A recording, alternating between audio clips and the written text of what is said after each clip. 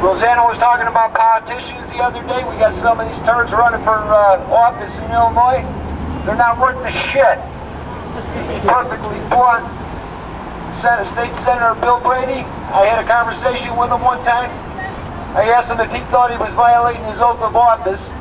The Illinois Constitution, Article 3, Section 13 states that before you take public office, you must obey the United States Constitution and the Constitution of the United States. He said, what do you expect? Do you want somebody to call me a racist? These are the type of people we have in public office. Sickening. It's a coward. Coward. Coward. Coward. So the last thing we want is an amnesty. The last thing we want to do is vote for politicians that abrogate their responsibility. Yep. You know, the people who run this country, this is our country. These politicians are supposed to protect our interests, not their interests or the special interests of groups. When these guys start voting for special interests and for illegals and anything that's unlawful, it's time to kick them out of office. I recommend we vote every incumbent out of office. Right. Yeah. Main thing we have to do is get on these, on your state representatives and your senators. Tell them no vote for amnesty, no vote for this diabolical health care bill, because that's another. It has nothing to do with health. It has everything to do with power, and they've taken enough of our power. It's supposed to be a country of freedom and liberty. The way it stands right now, we don't have too much of that left. It has been written that the defense of liberty requires eternal vigilance.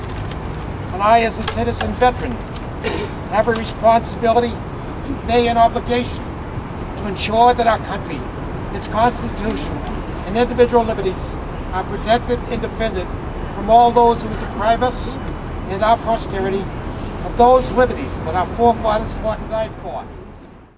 President Reagan, while running for the presidency in 1980, coined the following phrase: if not us, who? If not now, when? I submit to you, ladies and gentlemen, that the time is now. Our cause is just, and failure, ladies and gentlemen, is not an option. All tyranny needs to gain a foothold is for good people, people of good conscience, to remain silent, and that we must never do. You know, why is this called the Tea Party? You know, isn't the Tea Party about taxes and this and that? No. Tea Party's about this. That's right. It's about the United States Constitution and the government out of control. Taxes is part of it. Healthcare is part of it.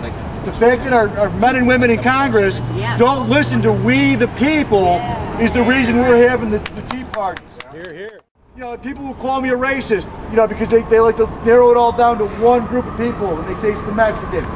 We're all against Mexicans. No, we're not. I don't care if you're Russian, Chinese, Japanese, Nigerian, Canadian. Well, unless you're a good hockey player and you're playing for the Blackhawks, then you can stay. Yeah, I don't care if you're Irish, Mexican, Honduran, Cuban. I don't care. If you're illegal, you're illegal. There's a new wrinkle, though. Going back to the healthcare debate, in the bill that was just passed in the middle of the night last Saturday, House Resolution 3962 on page 255, section 354, section 345 rather, it includes language requiring verification of income for individuals wishing to receive federal health care subsidies. While the bill requires applicants to verify citizenship, it does not include a similar requirement to verify applicant ID, thus encouraging more identity fraud for illegals wishing to receive taxpayer-funded health care benefits. And all you politicians that are here today, do me a favor, speak from the heart, tell me what you mean, say what you mean what you say, and stick to it. When you make a promise, keep it. That's right.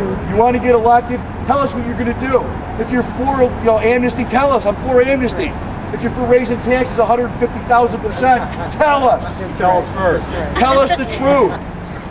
Please. We need to stop all federal funds going to any sanctuary city or any sanctuary state.